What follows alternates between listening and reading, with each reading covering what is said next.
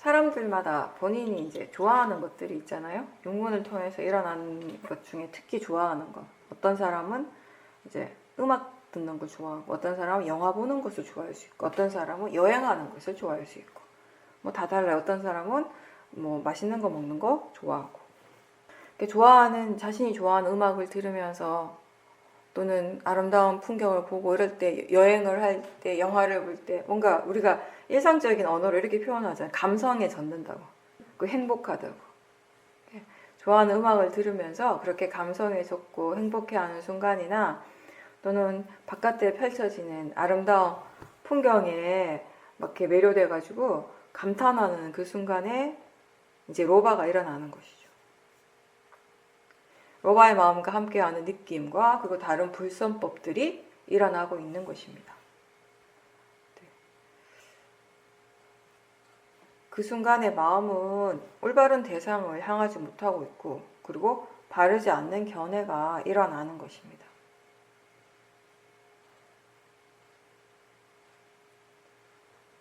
관념에 빠지고 그런 감정들에 이렇게 빠져가지고 로바의 위험을 전혀 보지 못하고 그런 좋은 느낌에 계속 빠져있기를 원하게 됩니다. 그때는 알아시는 것들이 다 좋은 대상처럼 느껴져요. 그러면서 그 번뇌의 그 해로움이 계속 이렇게 쌓여간다는 것을 스스로 전혀 알지 못하게 됩니다. 일반적인 마음은 법에 대해서 듣지 않으면 무엇이 유익하고 무엇이 해로운 것인지에 대해서 사실 잘 모를 때가 많습니다. 자신의 마음에서 일어나고 있는 선법과 불선법에 대해서 잘 몰라가지고요. 불선법을 좋은 것이라고 착각하고 그걸 더 즐기려고 하고 더 자주 일으키고 싶어 하는 거예요. 그러니까 이런 것 같아요. 작정을 하고 내가 나쁜 사람이 되어야지 한다기보다는 본인은 좋은 사람이고 싶은데 어떤 게 좋은 사람이 되는 거고 어떤 게 나쁜 사람이 되는 건지 잘 모른다는 거죠. 뭐가 선법이고 뭐가 불선법인지를 잘 모르는 거예요. 그럼 자기는 좋은 사람이 되려고 하는데 그게 결과적으로 다 불선법을 따라갈 때가 있다는 것이요. 그런 경우가 많은 거죠. 선법과 불선법에 대해서 많이 듣고 또 수행하고자 하는 그 본인의 의도를 자꾸 일으키고 그런 의도들이 좀 자연스럽게 생겨나고 그러면서 이렇게 수행의 노력을 계속 하다 보면 이제 번뇌의 마음을 이제 알게 되는 것이 번뇌의 마음과 그것과 함께 일어나고 있는 다른 불선법에 대해서 이제 이해하게 되고 원인과 결과에 대해서 점점 이제 알아가게 되는 것입니다. 그렇게 불선법에 대해서 이해하고 그 불선법의 원인 위험함과 그것의 과보를 바르게 이해하는 그 자체가 좋은 마음, 선법의 마음을 더 일으키게 하는 조건이 되는 것입니다. 스스로 자제하지 못하고 화를 막 강하게 내고 난 다음에 시간이 지난 뒤에 그 화가 다 사라지고 이제 마음이 안정적이 됐을 때 다시 이제 그걸 돌이켜 생각해보면 그게 그렇게 크게 화를 낼 일이었나 라고 생각할 때가 있어요. 그렇게 화가 날 일이 아니었는데 왜 그랬을까라고 스스로 했던 굉장히 거칠고 나쁜 그런 행동과 말에 대해서 후회할 때가 있죠. 그러면서 아까 그렇게 화가 난 그 순간에 자기 자신을 도대체 이해를 못해요. 왜 그렇게 했는지. 근데 사실은 화가 날 때도 그리고 화가 사라진 다음에도 사실 나라고 하는 어떤 그런 궁극적인 존재는 따로 없죠. 다만 화의 마음이 일어나고 화의 느낌이 일어나고 여러 가지 화의 생각들이 일어나고 그런 것들이 수없이 일어나고 사라지는 순간들이 있는 것입니다. 번뇌를 일으키는 나, 그것에 대해서 후회하는 나, 그리고 좋은 마음을 일으키려고 하는 나가 따로 있지 않다라는 것입니다. 매 순간 그것의 조건에 따라서 일어나는 마음이 있습니다. 그리고 마음이 일어나고 느낌이 일어나는 것입니다. 몸과 마음에 고유한 작용들이 일어나죠. 그것을 우리는 나마루빠라고 합니다. 몸에서 일어나는 어떠한 현상들도, 그리고 마음에서 일어나는 그 모든 다양한 그런 작용들도 다 나하고 상관없이 그것의 고유한 성질대로, 그것의 조건에 따라서 일어나고 있고, 이러한 법의 성질을 우리는 자연적 이치라고 부릅니다. 표현합니다. 원래 나라고 할 수 있는 것이 따로 없는데 우리는 어리석음 때문에 우리가 체험하는 모든 현상들의 그 주체가 곧 나라고 믿는 것입니다. 어리석음 때문에 우리는 육문을 통해서 체험하는 그런 모든 그런 경험들을 좋은 것이다라고 생각하고, 또 좋다고 생각하니까 그걸 더 많이 체험하고 싶어 하고, 그 체험하는 순간을 행복하다라고 느끼는 것이에요. 좋다라고 믿기 때문에. 그래서 많은 사람들이 추구하는 그 삶의 행복이 사실은 이렇게 탐심을 쫓아가는 일이 대부분이라는 거, 우리가 여러 번 얘기를 했습니다. 근데 그 결과가 힘들고 고통스럽다라는 사실을 잘 알지 못하기 때문에 사람들은 늘 불만족스러워하고, 자신에게서 이미 일어나고 있는 것들에 대해서는 만족하지 못하기 때문에 행복하지 못하고, 그런 것들이 계속 반복되는 거예요. 대상으로서 자기 자신이 만족을 느끼고 싶어하고 행복하고자 하는 그런 욕망이 항상 있어요. 법을 제대로 배우지 못하고 법에 대한 바른 지혜를 개발하지 못하면 그런 욕망과 그것의 결과에서 우리가 벗어나기가 힘든 거죠. 항상 이야기하듯이 사람들은 참 행복해하고 싶어 하는데, 간절하게 원하는데, 아이러니하게도 무엇이 진정한 행복이고 무엇이 자신에게 진정으로 이익이 되고 유익하고, 또 어떤 것이 정말 해로운 것인지에 대해서 모른다라는 것이에요. 모르기 때문에 우리가 자기 자신에게 이익이 되는 선법을 키우지 못하고, 그래서 행복해지기가 힘든 것입니다.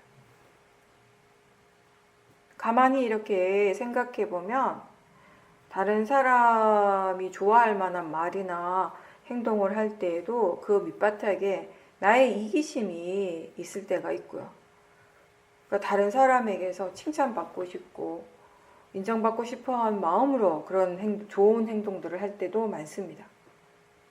그래서 우리는 자신의 말과 행동만 보는 것이 아니라 그때 그 마음을 보라고 하는 것입니다.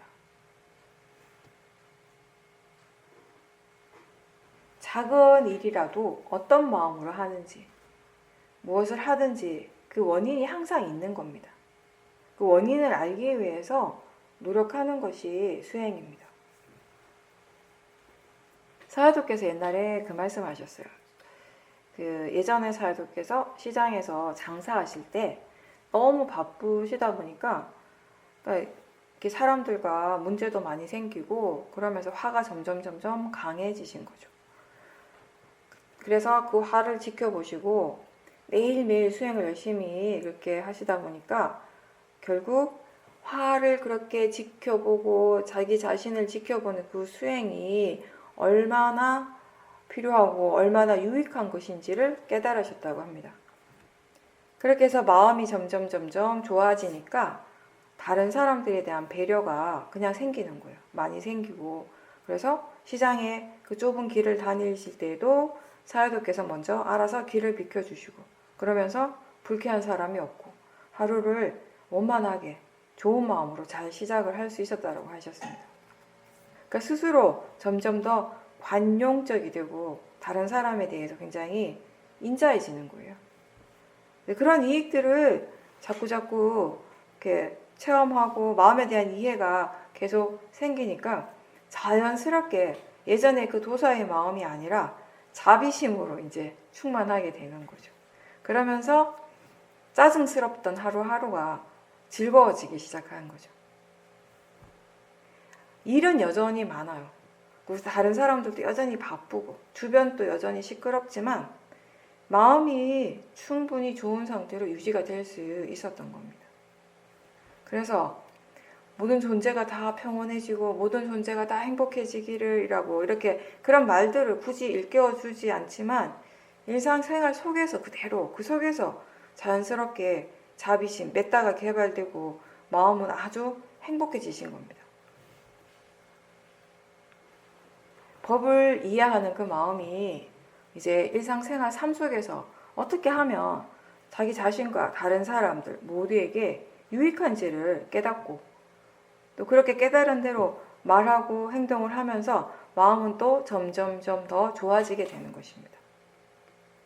그렇게 지혜가 이끌어가는 삶을 살다 보니까 그냥 행복해진 것이죠. 다른 사람보다 더 많이 벌어서 또는 더 높은 지위에 올라서가 아니라 그래서 행복하고 기쁜 것이 아니라 마음에 번뇌가 없기 때문에 누리는 행복입니다. 우리가 흔히 괴로움에 대해서 이야기를 할 때 사람들은 주로 본인이 아프기 때문에 괴롭고 늙어가기 때문에 괴롭다라고 합니다. 또 내가 원하는 대로 되지 않아서 힘들고 괴롭다라고 합니다. 근데 사실 근본적으로는 진리에 대해서 우리가 바르게 알지 못하기 때문에 괴로운 것입니다. 어리석음으로 인해서 우리 모두가 괴로운 것입니다. 모화 때문에 자기 자신에게서 일어나는 것을 있는 그대로 알지 못하고 또 일어나는 그대로 받아들이지 못하고 받아들이기 싫어하기 때문에 괴로울 수밖에 없는 것입니다.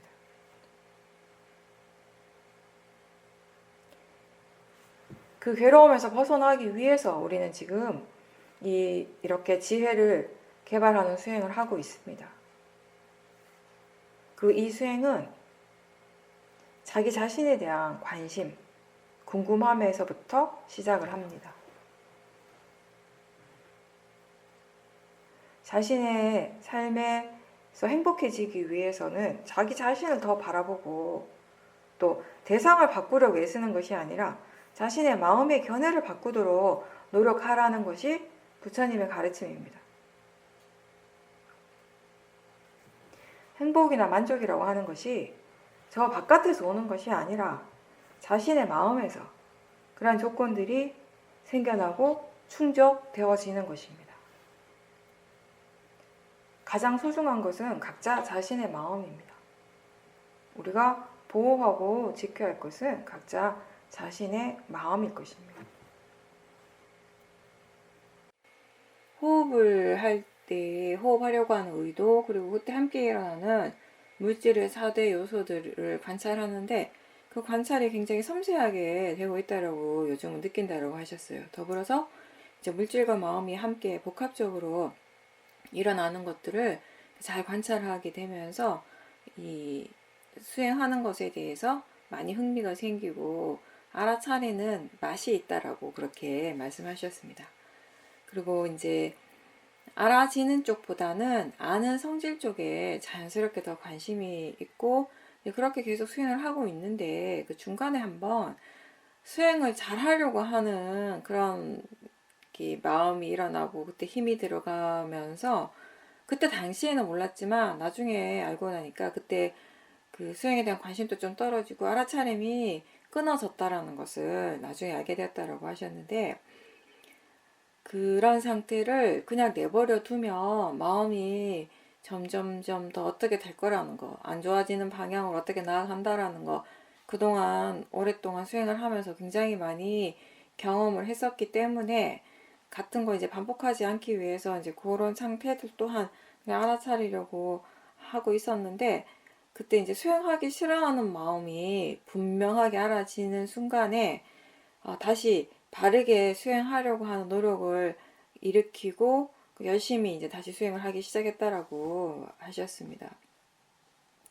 그런 이제 수행하는 과정 중간중간에 마음이 이렇게 수행에 대해서 여러 가지 말을 할 때에도 예전처럼 그 말 자체, 말의 내용 자체에 그렇게 큰 의미를 두지 않고 그냥 알아차리고 하다 보니까 마음의 힘이 점점점 더 좋아지고 있다라고 하셨어요. 그리고 이제 하루는 와선을 할 때 누워 있으려고 하는 의도가 계속 알아졌고 그 의도가 머리에서도 일어나고 다리에서도 일어나고 팔에서도 일어나고 온몸에서 일어나고 있는 것처럼 그렇게 느껴졌다라고 하셨어요.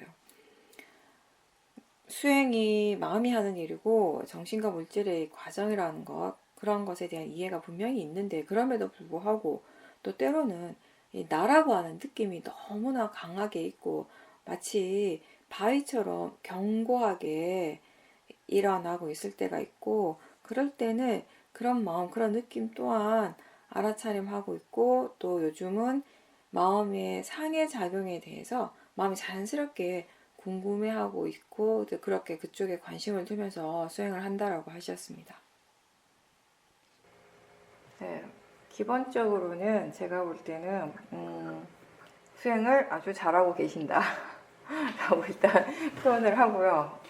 제가 왜 보살님 수행을 잘한다라고 여기서 표현을 하는지, 진짜 제가 보살님을 정말 오랫동안 만나고 이 수행 인터뷰를 많이 했지만, 지금 마음이 굉장히 깨끗한 마음의 상태예요.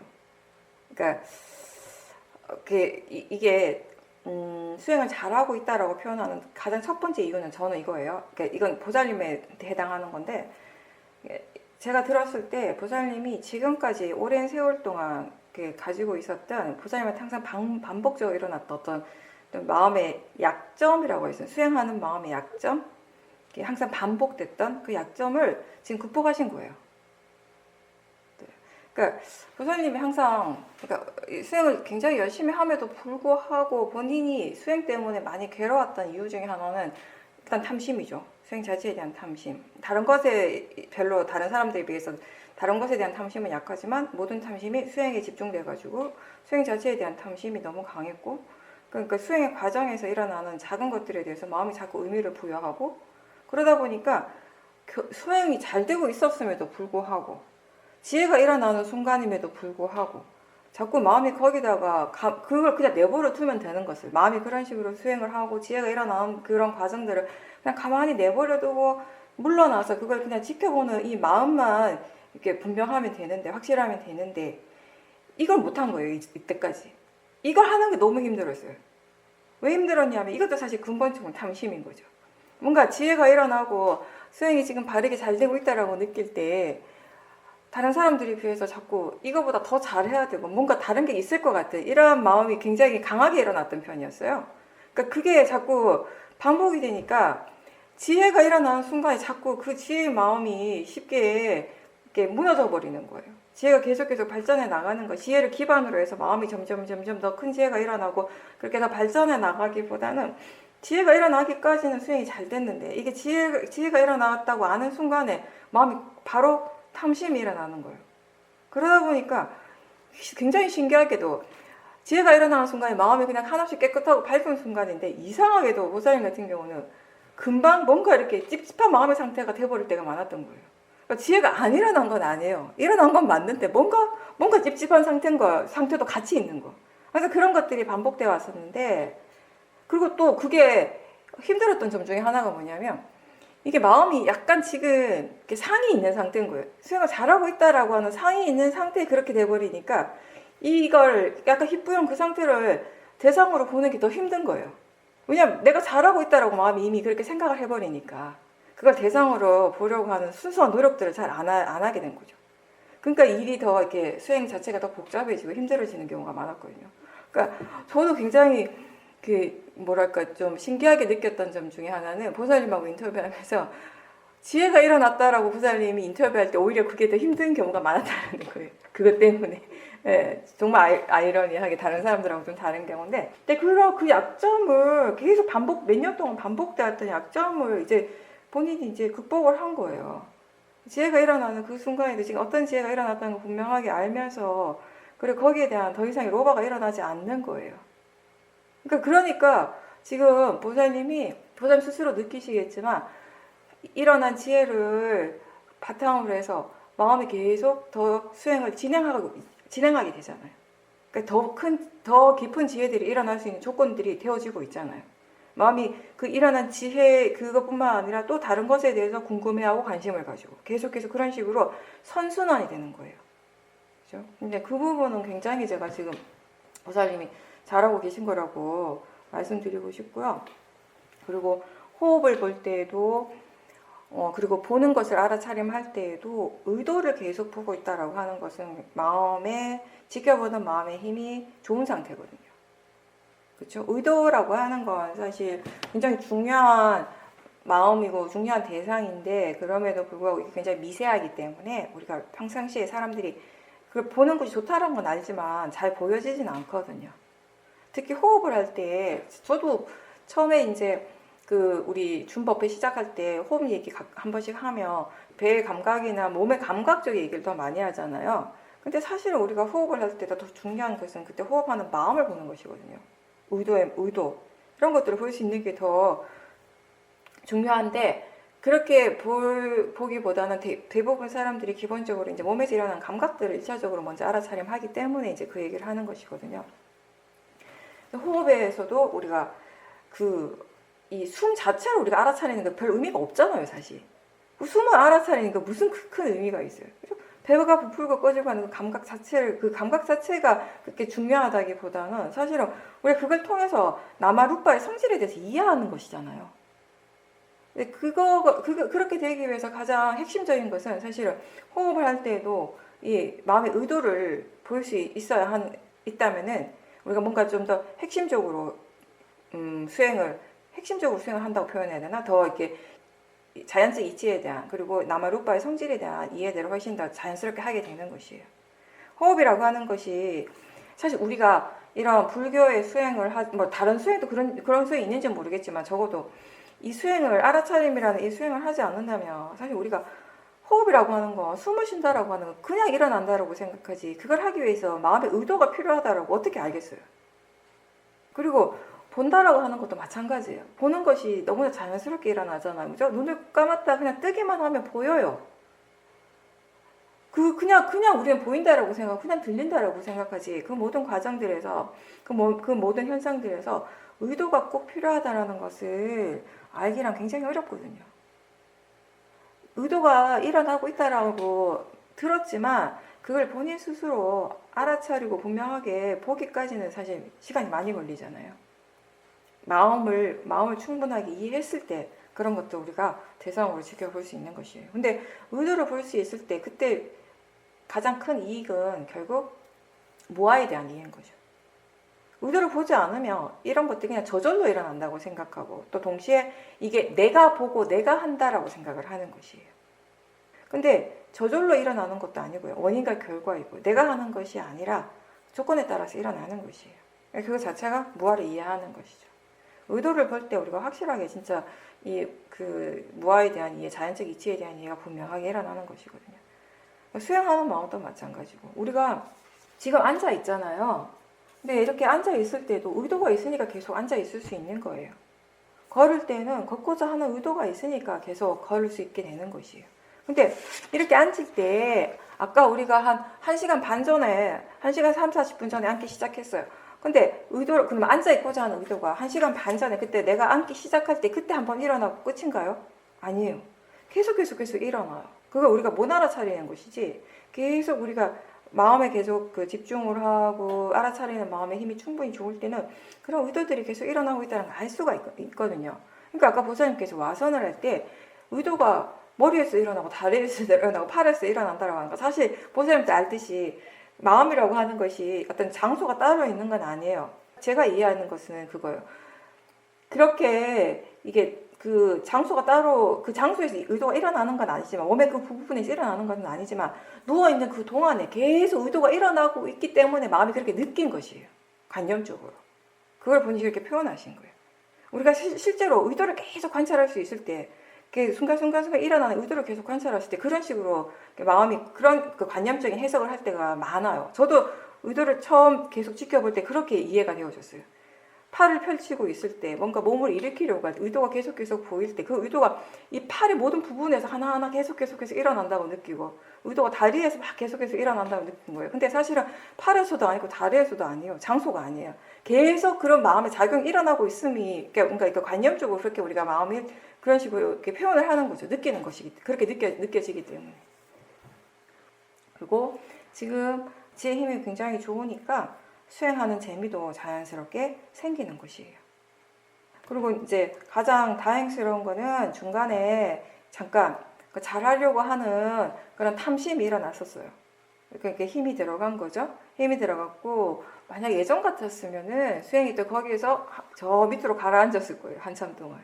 한참 동안 또 헤매고 막 마음이 오히려 더 어두운 상태가 되고 힘들어 했을 텐데 이번에는 그게 이제 거기에 탐심이 있다라는 걸 분명하게 알았고 분명하게 그 탐심을 분명하게 알고 나니까 그 탐심이 이제 사라지는 것이에요. 지금 왜냐하면 지금 보는 알아차림을 하는 마음에는 사띠가 중요한 것이 아니라 지금 지혜 힘이 굉장히 좋기 때문에 지금 수행 자체를요 사띠가 이끌어가는 수행이 아니라 이미 지금 수행이 지혜가 이끌어가는 수행을 하고 있기 때문에 그게 그 마음이 잘하려고 하는데 그 힘이 들어간 그게 탐심이라는 것을 분명하게 아는 그 마음이 이미 지혜였거든요.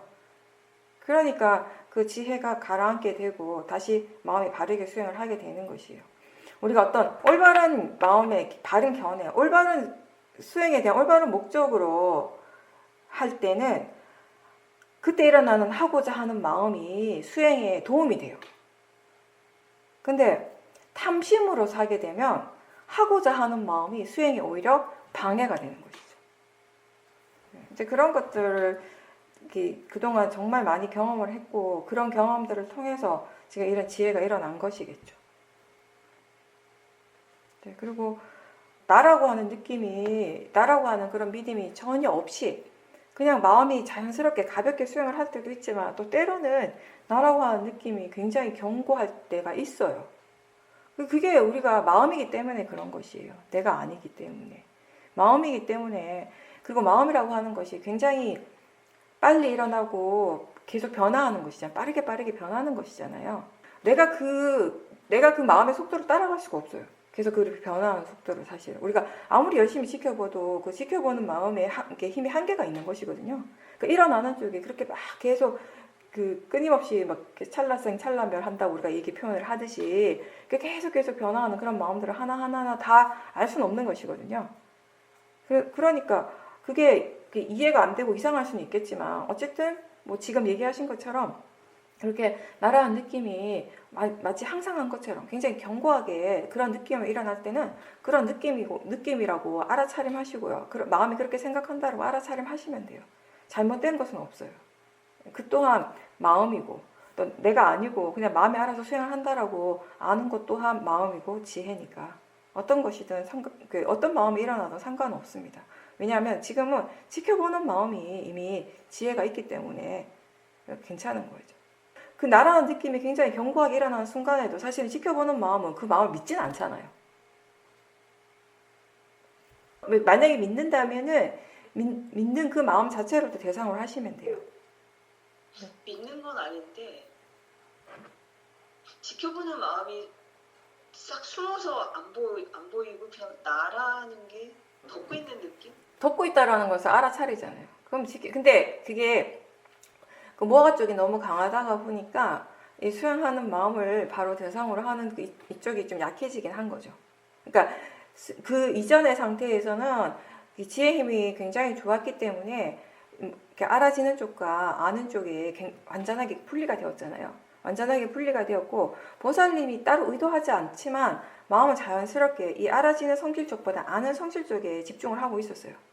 이게 굉장히 분명하게 드러나고 그 마음에서 일어나는 모든 과정들을 계속 분명하게 알아차림하는 수행을 계속 했었잖아요. 하다가 어떤 이유든 어떤 조건에 의해서 이쪽의 마음이 지금 힘이 많이 약해진 거죠. 떨어진 거죠. 그러다 보니까 아무래도 그 전에 지혜 힘이 좋을 때 느꼈던 그 느낌과 저는 다를 수밖에 없죠. 그거는. 네. 완전히 없는 건 아닌데 당연히. 네. 그런 견고한 느낌이라든지 이게 굉장히 강하다라 이런 걸 계속 알아차리고는 있거든요. 근데 알아차리는 마음의 힘이 그 직전보다는 약해지고 그래서 아는 쪽에 집중하는 그 마음의 힘이 굉장히 이게 약해졌기 때문에 그렇게 없는 것처럼 느끼는 거죠. 실제로 없는 것이 아니라.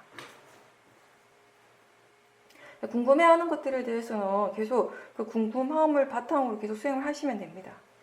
그게 지혜로서 수행을 하는 것이니까. 부살님께서는 일상에서 지치고 많이 힘들 때 이제 주로 여행을 이제 떠나게 되는데 그렇게 여행을 가면 거기에서 뭔가 이렇게 해방감도 느끼고 그 즐거운 시간을 보낼 수 있어서 좋고, 근데 그건 좋은데 일상으로 또 돌아오면 현실에 적응을 하는 것이 또 쉽지가 않다라고 하셨어요. 그 본문을 듣다가 보니까 내가 너무 좀 느낌을 따라서 사나 이런 생각도 들고, 본인은 지금까지 이제 그런 식으로 문제가 있을 때 좀 힘들 때 여행으로 해소하는 것이 좋은 방법이라고 생각했는데 그게 뭔가 이게 잘못됐나라고 하는 생각이 든다라고 그렇게 질문하셨습니다. 네, 여행을 가는 게 잘못된 건 아니에요. 여행을 가는 것 자체가 잘못이다라고 얘기를 하는 것이 아니라, 자, 이렇게 생각할 수 있어요. 우리가 우리 삶을 살아가는 과정에서 우리 자신에게서 일어난 여러 가지 문제점들이 있잖아요, 그죠? 그런 문제를 해결하는 방식이 세상 사람들이 다 똑같을까요? 다르겠죠. 네, 사람들마다 뭐 비슷할 수는 있겠지만 그래도 어쨌든 각자의 자기의 방식이 있는 것이에요. 그렇죠? 어떻게 본다면 우리가 수행을 하는 것은 이렇게 표현할 수도 있어요. 우리 마음의 괴로움을 해결하는 어떤 근본적인 그것에 대해서 배우는 것일 수도 있는 것이에요. 문제를 해결하는 방법이요. 그 문제의 근원을 따져가지고 그게 왜 정말 근본적인 원인이 뭔가에 대해서 우리가 심각하게 고민을 하고 그 해결책을 찾아가는 방법이 있을 수도 있고요. 근데 그게 너무 골치 아프고 그게 너무 시간이 많이 걸리는 거예요. 지금 당장 내가 너무 힘들고 괴로운데 그거 언제 따지고 있나. 난 지금 빨리 마음 편해지고 싶어. 그러면 가장 좋은 것이 내가 하면 기분 좋은 거. 내가 해서 기분 좋아지고 내가 행복해지는 것들을 빨리빨리 그거 체험하면 금방 지금의 마음에 좀 행복하고 좋아질 수 있어요. 편안해지고. 그죠? 방법은 우리가 각각에 따라 선택할 수 있는데 이제 보통 일반적인 사람들은 그런 거예요. 뭔가 괴로움이 있을 때 본인이 뭔가 이렇게 불행하다고 괴롭다라고 생각할 때 해결 방법이 가장 일반적인 해결 방법이 그거 아닐까요? 본인이 좋아하는 것들을 하면서 거기에 몰입하면서 그거 괴로움을 잊고 싶어 하는 거예요. 그 괴로움에서 좀 벗어나고 싶어 하는 거죠. 그죠? 그게 가장 일반적인 방법. 그렇게 우리가 괴로움을 벗어나려고 하면 굳이 수행을 할 필요는 없어요. 사실. 근데 수행이라고 하는 것은 그런 방법이 아니라 이게 괴로움이 한 번, 두 번 일어나는 것이 아니라 우리가 세상을 살아가면서 어릴 때부터 지금까지 수십 년 동안 살면서 그 괴로움의 형태는 다르지만 계속 뭔가에 대해서 우리가 힘들어하고 괴로워하고 뭐 괴로움이라는 게 꼭 엄청나게 크고 깊은 그런 것뿐만 아니라 나를 힘들게 하는 뭐 사소한 거 다 포함해가지고 얘기를 하는 것이에요. 그런 것들이 뭔가 굉장히 다양한 그런 괴로움들, 번뇌들이 일어나는 것 같은데 사실 그 괴로움들을 이렇게 딱 모아놓고 근본적으로 이렇게 따져보니까 부처님께서는 그렇게 말씀하신 게 그 모든 괴로움들이 결국은 그 하나의 뿌리에서 나왔다는 거예요. 그 뿌리가 뭐냐면은 어리석음이에요. 그 어리석음이고 그리고 이 모든 우리가 살면서 체험하는 모든 괴로움들을 딱 나눠보니까 크게 세 가지 부류로 나눠져요. 세 가지 그룹으로 나눠져요. 그게 뭔가 이제 탐진치가 되는 거죠. 그러면 이런 거죠. 그러면 내가 더 이상 괴로워지지 않으려면, 괴롭지 않고 행복해지려면 이 탐진치를 해결하면 되겠구나. 이게 불교적인 해결법이에요. 근데 뭔가 어떤 문제를 우리가 표면적으로 빨리 이렇게 달라지게 하고 표면적인 어떤 그런 변화보다는 근본적인 변화. 완전히 진짜 문제를 찾아 다 이렇게 파헤쳐가지고 그 진짜 근본적인 그 조건들을 해결하는 거는 훨씬 어렵고 시간이 많이 걸리겠죠. 그죠? 그러니까 사람들이 그걸 선택하는 게 쉽지가 않은 거예요.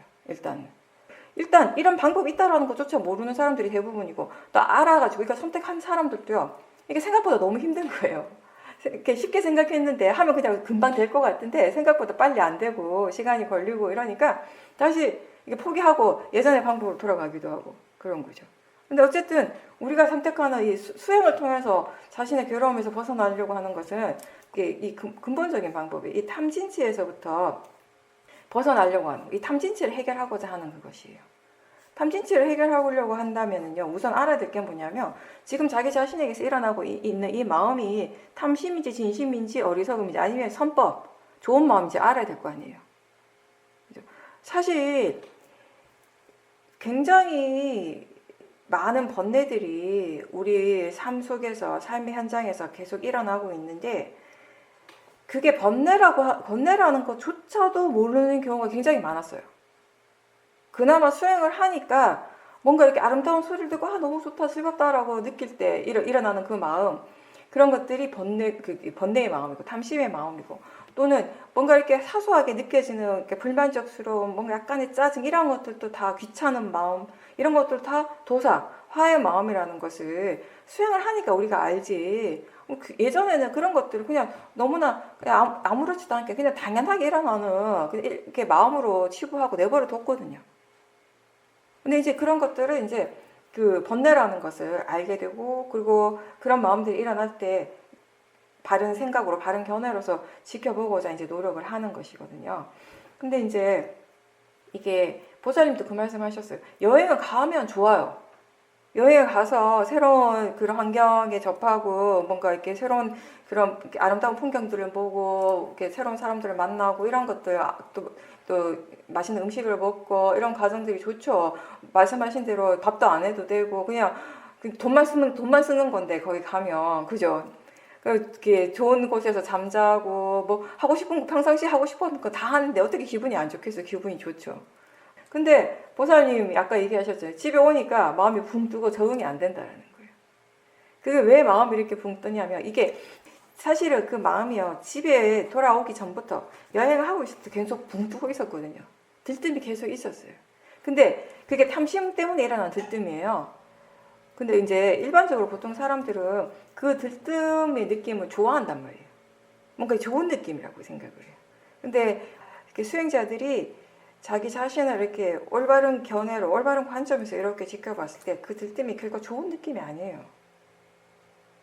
그게 사실 우리를 굉장히 힘들게 하는 것이거든요. 그러니까 우리가 잘못 아는 것이에요. 수행을 통해서 우리가 얻는 가장 큰 이익은 뭐냐면, 지금까지 우리가 잘못 알던 것들에 대해서 바르게 이렇게 고쳐간다라는 것이에요. 의외로 그런 것들이 굉장히 많아요. 이거는 좋은 거야 라고 믿고 살아왔는데, 이거는 나한테 꼭 필요하고 나한테 유익하고 이건 나한테 도움이 되고 좋은 것이다 라고 믿고 지금까지 살아왔던 것 중에 많은 부분들이 사실은 번뇌인 부분들이 많거든요. 번뇌라고 하는 것은 그게 결코 나한테 도움이 되지 않거든요. 그게 이익이 되는 것도 없을 것이고, 근데 그게 좋다고 생각하고 이익이 된다고 생각하고 그래서 계속 좋다고 생각하니까 그걸 자꾸 하고 싶어하고 일으키고 싶어하고, 근데 계속 그렇게 살다가 보니까 우리 마음이 점점 더 번뇌로 인해서 힘들어지고 거칠어지는 것이에요. 잘못 알았기 때문에, 잘못 이해한 것들이 너무 많았기 때문에. 근데 이제 수행을 하면서 그러한 것들을 잘못 알았다는 걸 알게 되는 것이에요. 그래서 그런 들뜸, 그 탐심으로 인해서 일어나는 그런 들뜸의 마음들이, 들뜸의 마음들도 옛날처럼 그냥 단순히 좋은 것이라고 생각하고 그냥 그걸 더 느끼려고 애쓰는 것이 아니라, 그런 느낌이 일어날 때마다 그 느낌 자체를 대상으로 지켜보려고 노력하고, 탐심이 일어나고 뭔가 어떤 그 보이는 것에 대해서나 들리는 것에 대해서 어떤 감촉에 대해서 마음이 좋다라고 할 때 그냥 예전에 그냥 좋은 것이다라고 믿었다면, 지금 그 좋아하는 그 마음 자체를 대상으로 지켜보려고 노력하게 되는 것이죠.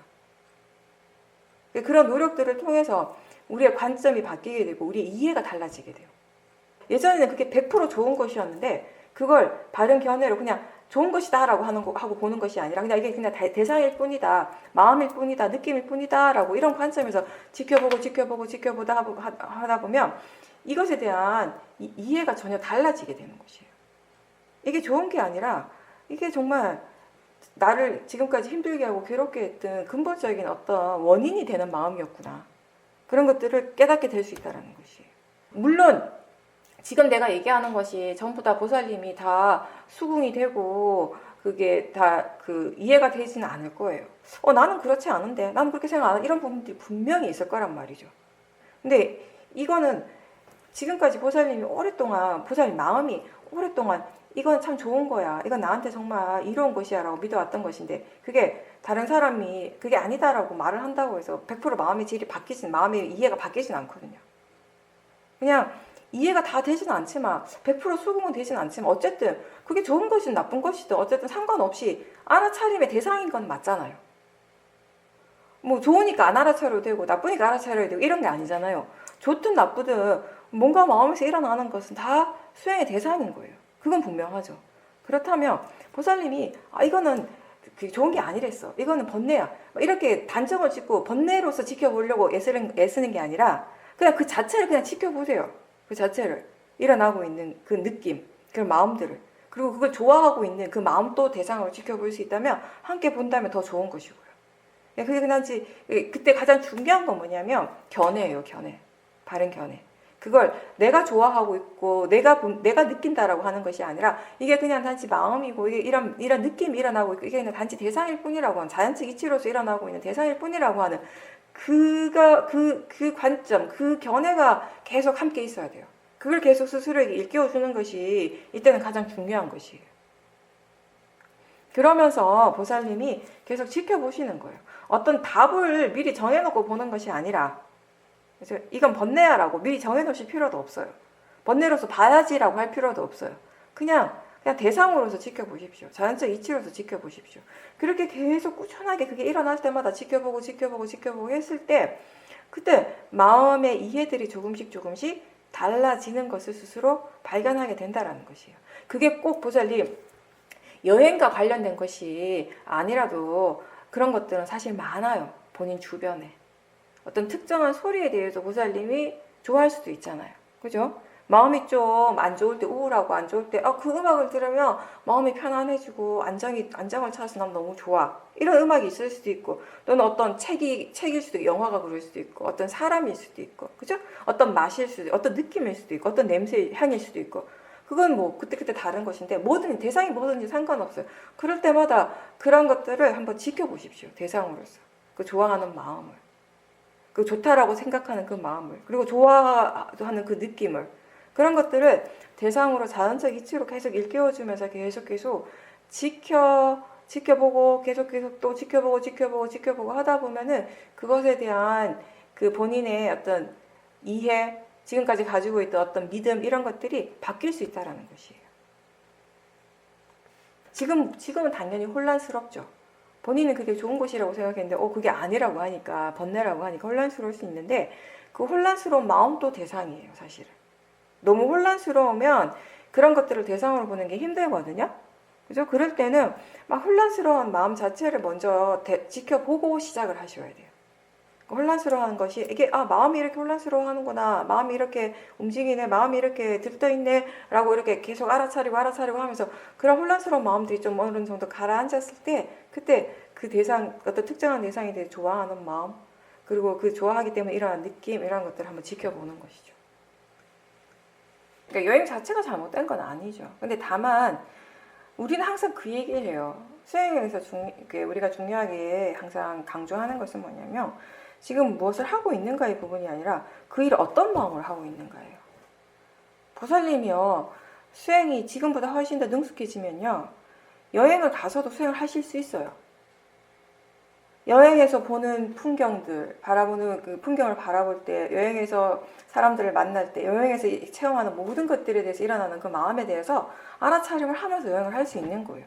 그러면 여행을 하지만 수행을 하는 거잖아요. 그럼 뭐 잘못된 게 있어요? 없죠. 근데 무엇이 잘못됐냐면 여행이 잘못된 것이 아니라 그 여행을 하는 과정에서 너무나 많은 번뇌가 일어난다는 거예요. 번뇌의 마음을 얘기를 하는 것이에요. 그 모든 것들을 번뇌로서 하는 거예요. 이게 약간 이런 거예요. 우리가 일상생활 속에서는 뭔가 이렇게 내가 좋아하는 것만 막 골라서 하고 찾아서 하고 그런 것에 대해서 약간 우리가 스스로 뭔가 이렇게 경계하는 부분이 있잖아요. 있는데 여행을 가는 거는 어떤 일상에서부터 본인이 좀 이렇게 탈출하는 거잖아요. 그러면서 마음이 그런 제어하는 능력들이 훨씬 약해져 버려요. 그 이성적인 제어 이런 것들이. 그러니까 이게 수행으로서 우리가 불선법을 이렇게 컨트롤하고 제어하는 힘이 없을 때는 이성의 힘이라도 있어야 되는데 여행에서는 그 부분도 되게 약해지거든요. 약간 이 정도는 괜찮아라고 하는 어떤 이렇게 이런 스탠다드가 이렇게 확 낮아지는 것이에요. 그러다 보니까 평상시보다 더 큰 번뇌들이 일어나는 거예요. 더 강한 번뇌들이 사실은.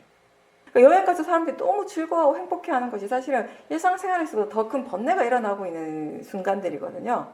근데 그 번뇌로서 제대로 자각하지 못하고 그냥 내버려두고 계속 그런 번뇌들을 키우다 보니까 집에 돌아왔을 때 사람들이 일상에서 적응하기 힘들어지는 거예요.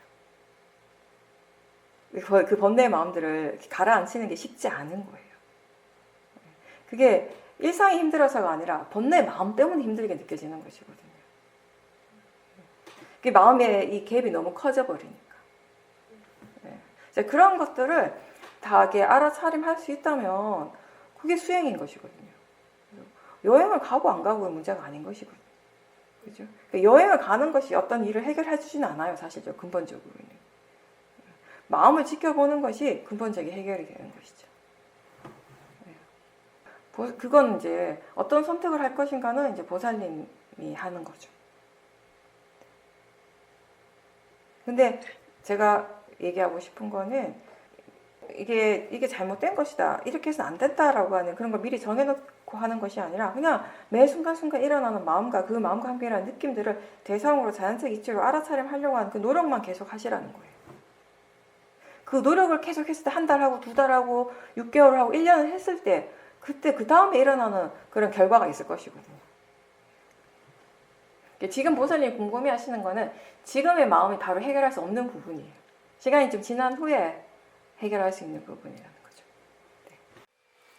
일상에서 문득 떠오르는 생각을 알아차릴 때 그 생각이 전혀 쓸모없는 생각이고 믿을 필요가 없다라는 것을 알기 때문에 그런 생각들이 그냥 크게 영향을 미치지 않고 바로바로 사라지고 있었고, 그리고 산책이나 운동을 할 때에도 대상 쪽보다는 마음 쪽에 그 마음의 느낌 쪽에 관심이 더 있었고, 그리고 가끔씩 견해를 확인하는 정도로 수행을 하면서 사티가 계속 이어지고 있다라고 하셨습니다.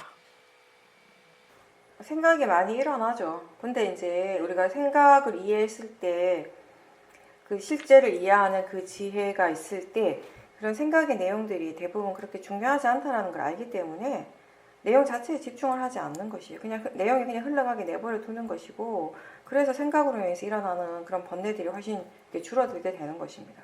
그리고 이제 그런 이해가 꼭 생각뿐만 아니라 일어나는 그런 모든 대상들에 대해서 다 함께 있기 때문에 어떤 대상이든지 그게 그냥 알아지는 성질이고 그 대상들을 나하고 동일시하지 않는 그런 이해들이 함께 항상 있기 때문에 그럴 때에는요, 그냥 수행하는 마음 자체가 그냥 하나의 흐름으로서 계속 진행이 되고 있고요. 그리고 그 마음이 대상들 자체에 별로 이렇게 의미를 크게 안 둬요. 왜냐하면 대상 하나하나 그렇게 별로 중요하지 않다라고 알기 때문에 그냥 계속 흘러가는 거지. 마음도 그냥 수행하는 마음이 그냥 어떤 하나의 큰 흐름으로서 계속 흘러가고 있고, 대상은 대상대로 그냥 내버려 두고, 대상은 대상이 그 성질대로 그것이 이치대로 그냥 일어나고 사라지고 계속 하는 것이고요. 그 전체를 그냥 다 지켜보는 이제 마음이 있는 것이고요. 이제 그렇게 우리가 일상에서 수행을 하는 것은 이제 크게 뭔가 이렇게 마음이 어떤 번뇌가 일어나지 않을 때는 이런 식으로 계속 이제 수행을 하게 되는 것이에요. 수행을 하다가 뭔가 이렇게 강하게 번뇌가 일어난다거나 이럴 때 되면 또 그 상황에 맞춰서 그때 마음의 어떤 그런 그 조건에 맞춰가지고 또 수행이 또 달라지게 되는 것이에요. 지금은 이제 그렇게 하지 않아도 괜찮으니까 그냥 계속 뭐 대상 쪽에 관심을 전혀 두지 않고 그냥 알아차리는 그 마음을 그냥 알면서 계속 그냥 마음이 계속 그렇게 수행해 나가는 것이죠. 그러니까 항상 반복해서 얘기하듯이 수행이 능숙해진다라고 하는 것은 그때그때 부딪히는 그 상황에 마음이 지금 이 상황에서 수행을 어떻게 해야 되는지를 바로바로 즉각적으로 마음이 알아서 적응을 해서 그렇게 수행을 할 수 있는 그런 상태가 수행에 능숙하다라고 이제 표현을 하는 것입니다. 굳이 막 대상 쪽에 관심을 기울일 필요가 없을 때는 그렇게 하지 않는 게 효율적인 것이잖아요. 그죠? 괜히 쓸데없는 에너지를 사용할 필요가 없잖아요. 대상에 막 관심을 기울이고 중요하지도 않은데 굉장한 에너지를 소모하는 것이거든요. 그러니까 지혜로서 수행을 할 때 가장 좋은 점 중에 하나는 이렇게 수행 자체를 굉장히 효율적으로 한다라는 것이에요. 그러니까 꼭 써야 될 마음의 에너지만 사용할 뿐이에요. 필요 없는 걸 쓰지 않아요. 근데 우리가 지혜가 약하고 번뇌가 강할 때는요, 특징 중에 하나가 굉장히 쓸데없는 힘을 많이 써요. 그래서 나중에 지치는 거죠. 지혜로서 수행을 하면 하루 종일 수행해도 힘이 안 든데, 번뇌로서 수행을 하면 조금만 수행을 해도 힘든 것 이유 중에 하나가 쓸데없는 힘을 엄청 쓴다라는 것이에요. 한번 생각해 보세요. 그냥 번뇌 없을 때, 번뇌 없이 우리가 뭐 말을 하거나 뭔가 이렇게 일을 할 때는 그냥 한 50 정도의 텐션으로 일을 하고 뭐 이렇게 대화를 해요. 근데 내가 화가 엄청 많이 났어. 화가 엄청 많이 난 상태에서 그 화가 난 사람, 그 대상과 막 얘기를 하고 그 사람과 함께 일을 하면 몸의 텐션이, 마음의 텐션이 50밖에 안 되겠어요? 그보다 훨씬 강하겠죠. 탐심도 마찬가지고. 그게 일상에서 그대로 드러나요. 우리가 지혜로서 그 생활을 할 때와 탐심으로서 생활을 할 때 그대로 우리에게 드러나는데 그걸 우리가 자각을 하지 못하는 거죠. 진짜 번뇌가 많이 약해지고 지혜 힘이 좋아져가지고 그런 힘들이 많이 빠졌을 때, 그리고 그런 상태가 어느 정도 유지가 되고 있을 때 우리가 알게 되는 것이에요. 비교를 할 수 있게 되는 것입니다. 그러면서 왜 이 선법을 계속 일으켜야 하는지, 왜 사티와 지혜가 이렇게 중요한 것인지에 대해서 마음이 이제 깨닫는 거죠. 그렇게 깨달았을 때 마음의 방향이 점점 선법을 일으키는 쪽으로 가게 된다는 거예요. 자연스럽게. 그게 이제 수행의 방향인 거죠. 네, 오늘 여기까지 하겠습니다. 수고하셨습니다.